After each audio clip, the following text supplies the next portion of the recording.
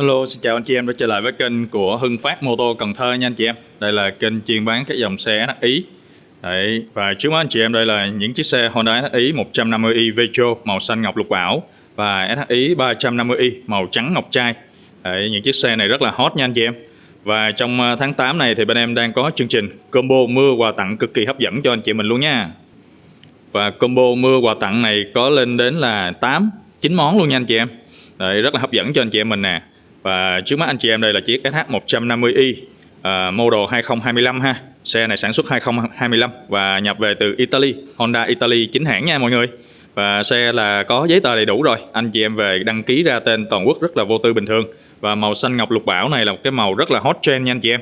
Màu giống như là cẩm thạch luôn, rất là đẹp ha. Và dàn áo đặc biệt với khả năng là nhìn xuyên thấu vào bên trong. Dàn áo này là bán trong suốt, nhìn nó rất là bí ẩn, rất là huyền bí, rất là đẹp, rất là sang trọng, cũng như là rất là xứng đáng cho anh chị em mình sưu tầm nè.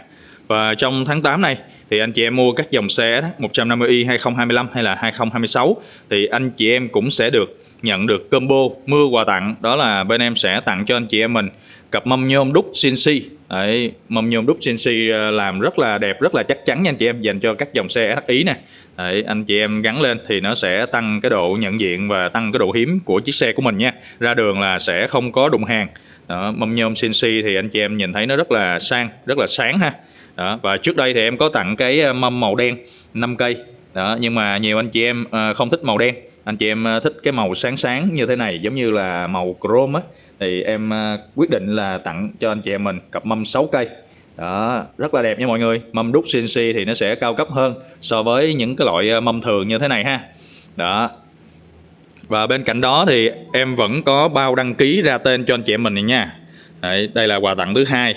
Bao đăng ký ra tên cho anh chị em mình, cũng như là có những cái món quà tặng cơ bản như là nón bảo hiểm nè, tặng cho anh chị em mình 2 chiếc nón bảo hiểm, tặng cho mình cái áo mưa, cũng như là bọc yên với bọc tay lái nha mọi người, để mình có thể chống dơ chống bụi đâu đó. Này nè, bọc tay lái ha.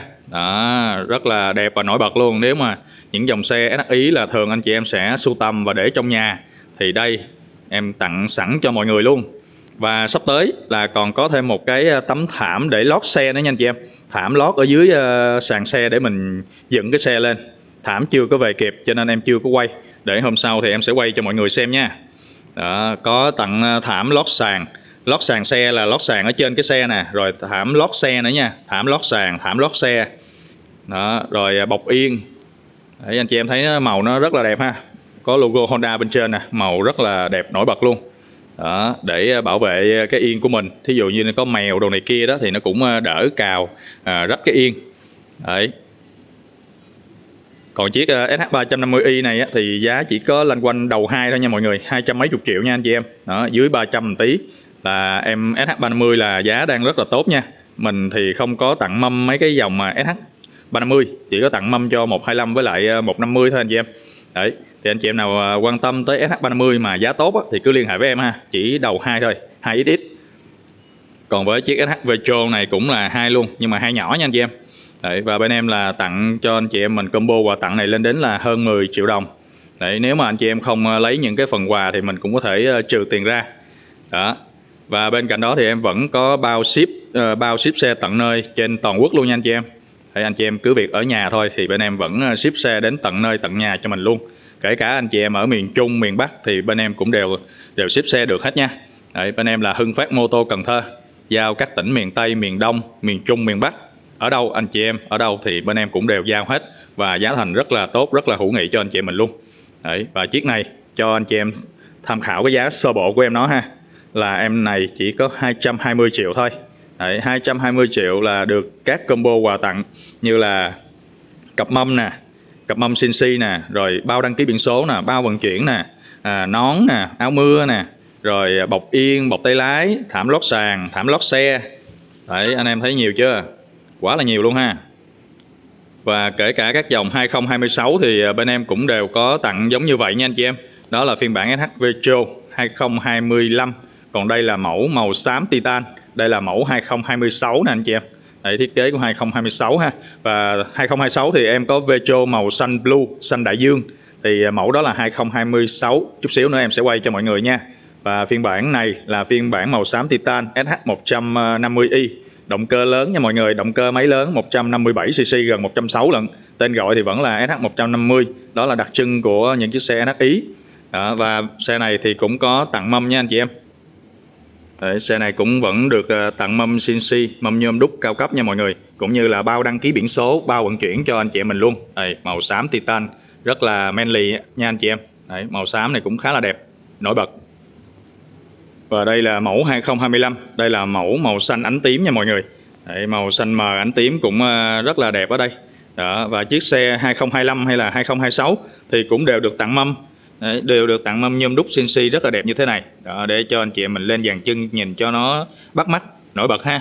Đấy, và xe này là đều được nhập về từ Italy, nhập hải quan chính ngạch nha anh chị em. Và nhập về là nguyên thùng, nguyên đai nguyên kiện, giao đến cho anh chị em là còn nằm nguyên ở trong thùng như thế này.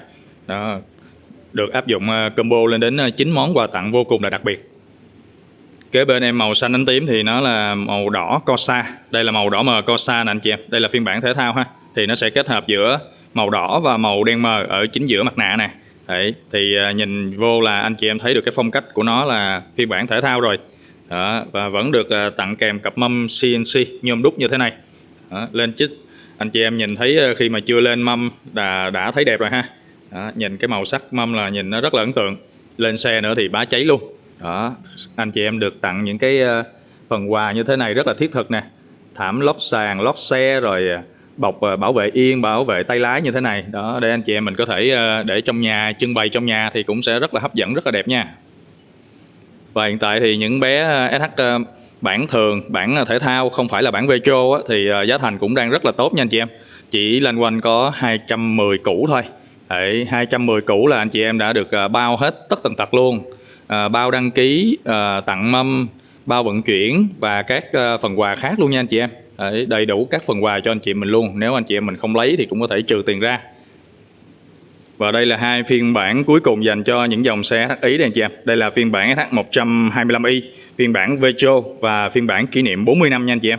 Đấy, hiện tại những bé này thì giá thành cũng đang rất là tốt luôn. Đấy, như là bé Vetro 125i này là cũng đầy đủ combo quà tặng rất là đầy đủ ha.